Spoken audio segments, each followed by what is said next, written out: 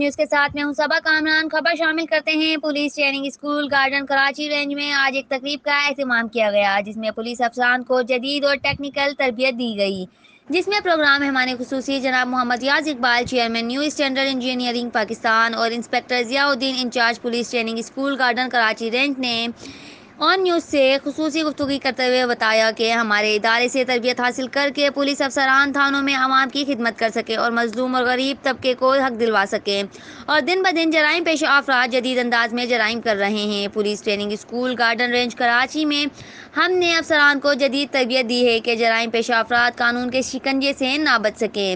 یہ ٹریننگ کافی عرصے سے جاری ہے۔ 500 افسران اس ادارے سے تربیت یافتہ ہو چکے ہیں اور مزید ٹریننگ جاری ہے۔ محمد ریاض اقبال نے آئے ہوئے افسران کو ٹریننگ سرٹیفکیٹ دیے اور دین کے بارے میں تربیت دیتے ہوئے کہا کہ کوئی بھی پولیس افسر صحیح انداز میں عوام کی خدمت کرے تو عوام سکون و چین سے پر اطمینان زندگی بسر کریں، تو پولیس افسر کو یہ اعزاز قدرت کی طرف سے کسی انعام سے کم نہیں، یہ بھی ایک جہاد ہے۔ رپورٹ کر رہے ہیں شیخ کمال، آن نیوز کراچی۔ لائک کریں، کمنٹ کریں، شیئر کریں اور بیل آئیکن کو پریس کرنا مت بھولیں۔ دیکھتے رہیے آن نیوز۔